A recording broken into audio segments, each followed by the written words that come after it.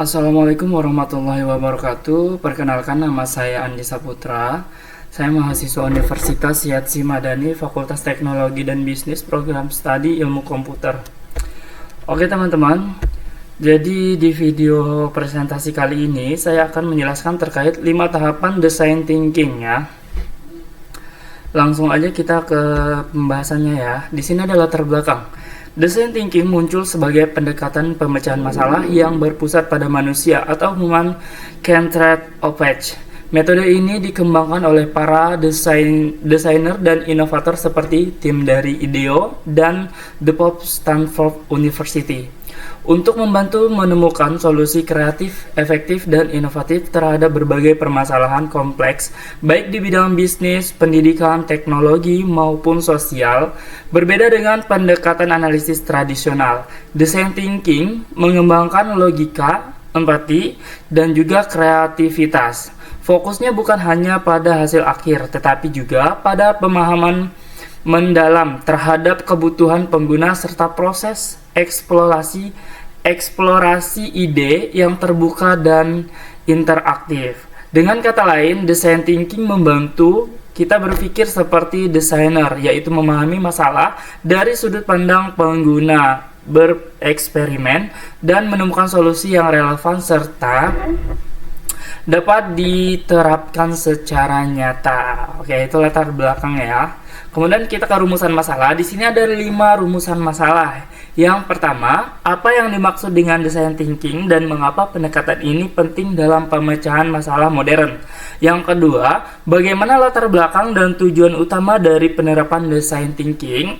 Yang ketiga, apa saja 5 tahapan utama dalam proses design thinking. Yang keempat, bagaimana setiap tahapan empirisis, define, idea, prototype, dan tes saling berkaitan untuk menghasilkan solusi yang inovatif. Yang kelima, bagaimana penerapan design thinking dapat membantu menemukan solusi yang efektif dan berpusat pada kebutuhan. Ya, lanjut kita ke pembahasan pertama. Di sini ada 5 pembahasan ya. Ada empathize atau empati, define, menetapkan masalah, ada idea atau menghasilkan ide, kemudian prototype, dan juga tes ya. Ada 5 pembahasan. Oke, yang pertama kita langsung aja pembahasan kepada empathize atau berempati gitu ya. Oke, empathize ini adalah tahapan pertama. Ini bertujuan untuk memahami kebutuhan, perasaan, dan pengalaman pengguna. Di sini ada 3 ya. Dilakukan melalui observasi, wawancara, atau interaksi langsung. Jadi ada pelakuan observasi seperti kita langsung terjun langsung gitu ya ke permasalahan yang ada gitu. Kemudian ada wawancara. Jadi wawancara itu adanya yang memberikan sumber dan ada yang nanya atau ininya reporter gitu ya. Ada yang nanya dan ada sumber yang menjawabnya atau interaksi langsung gitu. Jadi kita langsung face to face melakukan interaksi tanya jawab. Hasilnya wawasan mendalam tentang masalah nyata dan dialami pengguna. Kemudian contohnya melihat bagaimana siswa menggunakan aplikasi belajar agar tahu bagaimana yang membingungkan. Jadi kita ambil contoh kayak siswa yang sedang belajar gitu. Jadi kita melakukan proses wawancara secara langsung face to face. Kita menanya langsung, kemudian narasumbernya itu dari si mahasiswa, bagaimana dia menggunakan aplikasi belajar, itu ada kesulitan atau tidak, bingung atau tidak, seperti itu ya. Itu empathize. Kemudian ada define atau menetapkan masalah ya. Define ini adalah setelah kita memahami pengguna, tahapan yang kedua ini define. Tahap ini digunakan untuk merumuskan masalah inti berdasarkan hasil empati. Ya, masalah didefinisikan dengan kalimat yang jelas dan fokus pada kebutuhan manusia. Rumusan masalah ini akan menjadi dasar pencarian solusi. Nah, contohnya seperti ini. Bagaimana kita dapat membantu siswa memahami materi dengan cara yang lebih interaktif dan menyenangkan? Nah, contohnya seperti itu ya. Makanya adanya untuk menetapkan masalah nih. Setelah kita ada empati atau melakukan wawancara tadi, kita bisa mendefinisikan nih bahwasanya masalahnya itu di sini loh gitu. Kayak masalahnya kayak mereka menggunakan aplikasi belajar. Permasalahannya mereka kesulitan gitu untuk fitur-fiturnya seperti kalau untuk nyalakan mikrofon gitu untuk berbicara dalam aplikasi proses belajar contohnya Zoom gitu ya. Itu fiturnya yang ini mereka belum paham. Nah, di sini kita tahu kan bisa mendapatkan masalahnya, oh di sini nih masalahnya gitu.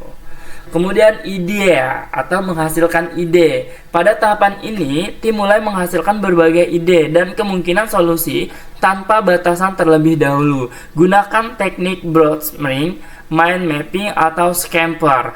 Tujuan, menetapkan banyak kemungkinan ide kreatif, lalu milih yang paling terpotensial. Contohnya membuat ide aplikasi belajar berbasis game atau video interaktif. Nah, contohnya seperti itu ya. Ini untuk menghasilkan ide nih. Setelah tadi kita proses wawancara, kemudian kita menentukan masalahnya. Nah, di sini kita menghasilkan ide nih. Oh, dengan masalah yang seperti ini, kan kita tadi udah melakukan proses wawancara. Terus kita sudah mendefinisikan masalahnya ini. Nah, di sini muncul ide. Ide itu kayak, oh, solusinya seperti ini nih. Jadi kita harus seperti ini, kita harus membuat seperti ini. Nah, itu ya. Kemudian yang keempat, prototipe atau membuat purwarupa. Ide terbaik diuji dengan membuat model awal prototipe. Dari solusi akan dikembangkan. Bisa berupa sketsa, make up, simulasi, atau model sederhana. Tujuan, melihat bagaimana ide bekerja di dunia nyata sebelum dikembangkan lebih lanjut. Contoh, membuat tampilan awal aplikasi dengan fitur kuis interaktif. Nah, di sini ketika kita sudah menemukan ide, itu kan tidak langsung kita buat jadi, langsung kita uji coba ini. Jadi kita harus buat sketsa dulu atau prototipe dulu, percobaan dulu gitu, bahwasanya aplikasi ini worth it atau enggak gitu, bahwasanya aplikasi ini bisa berjalan dengan sempurna atau tidak, dengan cara membuat prototipe atau sketsa atau simulasi gitu. Jadi uji cobanya tidak langsung, kita uji coba dulu lah, intinya seperti itu ya. Nih, lanjut kita ke tes atau menguji. Nah, ini adalah tahapan terakhir ya untuk tahap testing lah. Ini namanya testing ya, atau pengujian gitu. Ini adalah tahap terakhir. Tahap terakhir adalah menguji prototipe kepada pengguna nyata. Nah, jadi tadi kita udah membuat alatnya ya, prototipe tadi ya. Prototipe itu kita kayak membuat alat untuk menguji. Nah, dan sekarang langsung kita testing atau menguji. Jadi alat kita tadi langsung kita uji nyata kepada pengguna gitu ya. Jadi bahwasanya alat kita ini udah bisa berhasil atau tidak, dan nanti hasil ujinya itu bakal ketahuan nih bahwasanya alat ini worth it atau harus ada yang diperbaiki. Jadi kurang sempurna. Kalau kurang sempurna itu harus diperbaiki dulu kan ya. Pengguna memberikan masukan terhadap pengalaman dan kritik.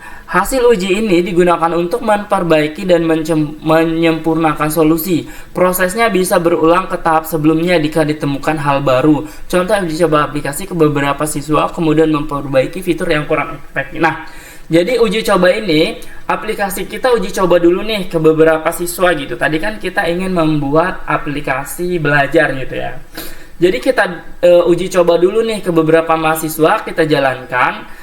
Apabila di situ ada hal yang kurang, itu bisa jadi atau ada kritikan, ada masukan. Contoh seperti kita udah buat nih, oh kurang fitur ini nih, kita harus ada on cam supaya bisa face to face. Jadi dalam proses belajar kita bisa face to face gitu, melihat antar muka gitu, tidak hanya suara. Nah, itu bisa jadi masukan. Jadi bisa kembali ke awal lagi, dirancang lagi gitu, diperbaiki.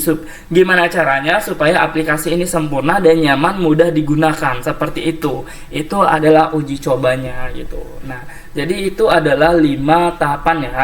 5 tahapannya mulai dari empathize, define, idea, kemudian prototype, dan juga test. Nah, oke, segitu aja. Kemudian terakhir kesimpulannya, Design thinking adalah proses berulang yang berfokus pada empati, kolaborasi, dan kreativitas. Kelima tahapan empatis, define, idea, prototype, dan juga tes saling berhubungan dan tidak harus berurutan. Pendekatan ini membantu menemukan solusi yang benar-benar selesai dengan kebutuhan manusia, bukan sekedar teknis atau bisnis semata. Nah, jadi itu ya, itu adalah kesimpulannya dari hasil penjelasan materi pada video kali ini ya, itu membahas tentang 5 tahapan design thinking. Seperti itu ya teman-teman, dan terakhir terima kasih udah melihat video presentasi ini, semoga bermanfaat dan saya akhiri. Wassalamualaikum warahmatullahi wabarakatuh.